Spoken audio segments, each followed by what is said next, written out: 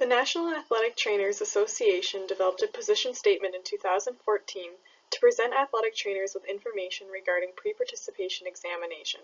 The purpose was to develop recommendations on the structure and components of a thorough examination and to assist athletic trainers in identifying possible disqualifying conditions. There has been a significant rise in the number of athletes participating in structured athletics in recent years. 7.1 million high school athletes and 393,509 collegiate athletes were involved in athletics in the 2005-2006 academic year. Numbers in 2010 to 2011 have risen to 7.6 million high school and 444,077 collegiate athletes. The continued growth in athletics has also led to an increase in the risk for injury, illness, and sudden death. It is crucial that a standardized pre-participation examination is implemented to identify athletes that are at risk and manage their conditions appropriately to prevent further injury, illness, or death. There are several objectives of a pre-participation examination. Detecting life-threatening and disabling conditions is very important for the safety of the athlete. Often, athletes may not even be aware of certain conditions, therefore, they are not prepared on how to manage their conditions during athletics. Athletes that have anatomical variations, history of injury or surgery, and many other predisposing factors should also be carefully assessed to ensure that they are functionally ready to participate. These precautionary measures will also help protect an athletic trainer from possible litigation if a catastrophic or life-altering event were to take place.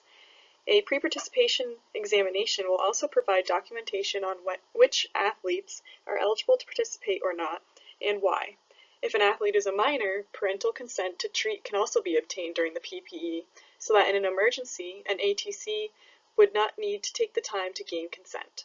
Finally, identifying predisposing conditions can allow athletes to structure their training and rehabilitation towards their weaknesses and become a more well-rounded athlete in the long run.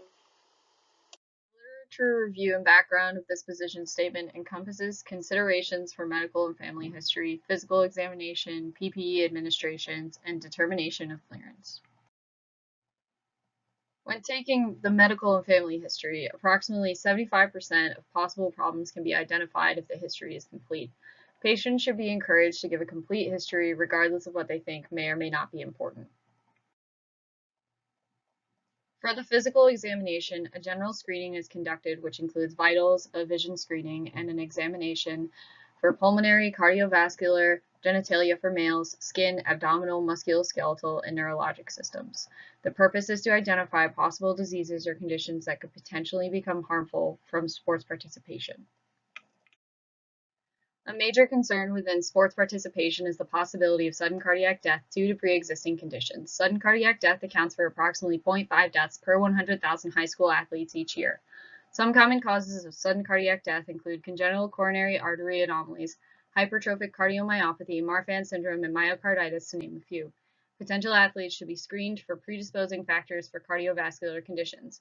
Unfortunately, not all predisposing factors for sudden cardiac death can be detected within the PPE due to the cost of extensive cardiovascular testing.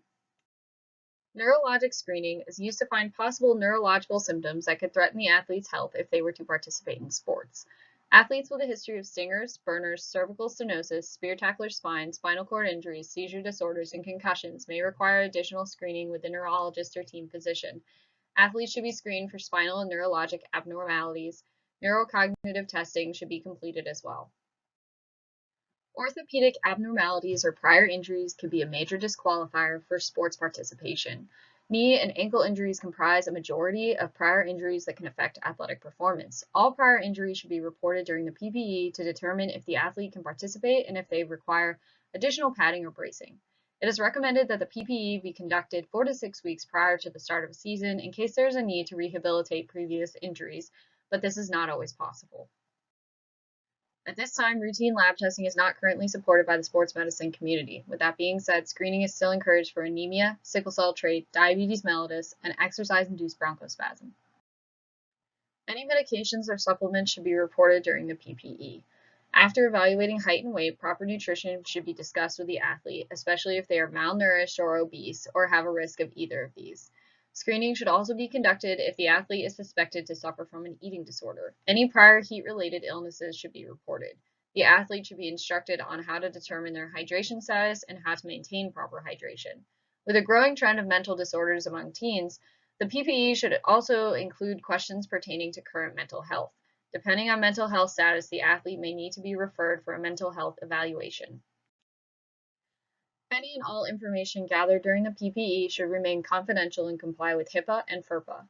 Any information pertaining to possible allergies or chronic medical conditions should be shared, but only with appropriate personnel. This information is available to only be used in case of an emergency situation. It is recommended that the PPE be conducted 4 to 6 weeks prior to sports participation, but this is not always possible, and it is acceptable to administer 1 to 2 days prior to the start of a season. At this time, there's a standardized template for the PPE from the American Academy of Pediatrics that can be used, but it is minimal. The PPE can be administered by a physician or in a group setting. All personnel must be trained to ensure the PPE is administered properly. Administration of the PPE can be assisted by certified athletic trainers, nutritionists, physical therapists, and exercise physiologists, but is the primary responsibility of a physician. Physicians must evaluate any abnormalities or conditions that could be dangerous or affect sports participation. Ultimately, they make the determination of whether or not the athlete is cleared for participation. Team physicians and institutions can legally restrict a patient from sports participation. This decision must be individualized and be made based on data gathered from the PPE and current medical evidence. In conclusion, the PPE is designed to determine if someone is capable of participating in athletics. Everything within the PPE is there to help mitigate possible risks that could affect the health and well-being of an athlete. This has been Melissa and Anissa on the NATA Position Statement for PPEs. Thanks for watching.